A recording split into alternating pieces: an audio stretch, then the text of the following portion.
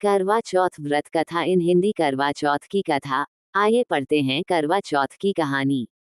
बहुत समय पहले की बात है। एक साहूकार के 7 बेटे और उनकी एक बहन करवा थी।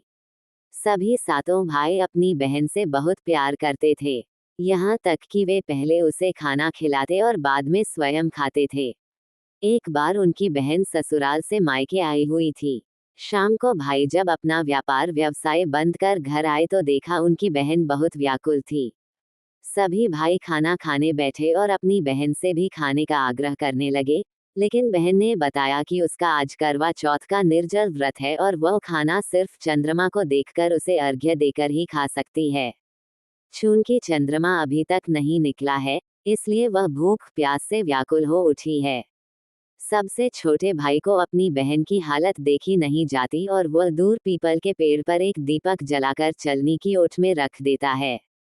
दूर से देखने पर वह ऐसा प्रतीत होता है कि जैसे चतुर्थी का चांद उदित हो रहा हो। इसके बाद भाई अपनी बहन को बताता है कि चांद निकल आया है, तुम उसे अर्घ्य देने के बाद भोजन कर सकती हो। बहन खुशी के मारे सीढ़ियों पर चढ़कर चांद को देखती है, उसे अर्घ्य देकर खाना खाने बैठ जाती है।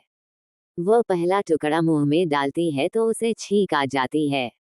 दूसरा टुकड़ा डालती है तो उसमें बाल निकल आता है और जैसे ही तीसरा टुकड़ा मुंह में डालने की कोशिश करती है तो उसके पति की मृत्यु का समाचार उसे मिलता है। वह बौखला जाती है। उसकी भाभी उसे सच्चाई से अवगत कराती है कि उसके साथ ऐसा क्यों हुआ। करवा चौथ का व्रत गलत तरीके से टूटने के कारण देवता उससे नाराज हो गए हैं और उन्होंने ऐसा किया है। सच्चाई जानने के बाद करवा निश्चय करती है कि वह अपने पति का अंतिम संस्कार नहीं होने देगी और अपने सतीत्व से उन्हें पुनर्जीवन दिलाकर रहेगी।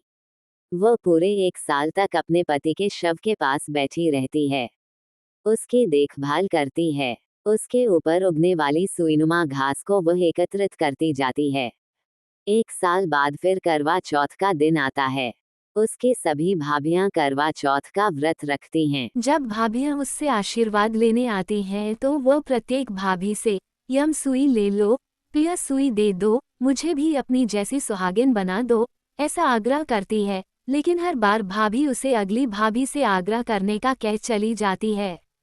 इस प्रकार जब छठे नंबर की भाभी आती है तो करवा उससे भी यही बात दोहराती है।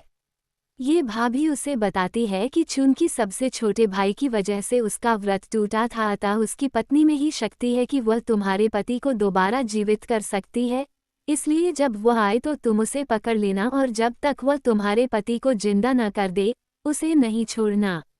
ऐसा कहकर वह चली जाती है। सबसे अंत में छोटी भाभी आती है।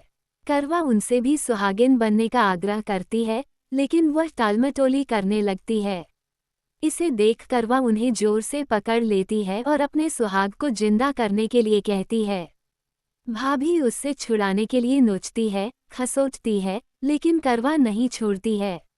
अंत में उसकी तपस्या को देख भाभी पसीज जाती है और अपनी छोटी अंगुली को चीरकर उसमें से अमृत उसके पति के मुंह में डाल देती है। करवा का पति तुरंत श्री गणेश कहता हुआ उठ बैठता है। इस प्रकार प्रभु कृपा से उसकी छोटी भाभी के माध्यम से करवा को अपना सुहाग वापस मिल जाता है। हे श्री गणेश माँ गौरी, जिस प्रकार करवा को चिर सुहागन का वरदान आपसे मिला है, वैसा ही सब सुहागिनों को मिले।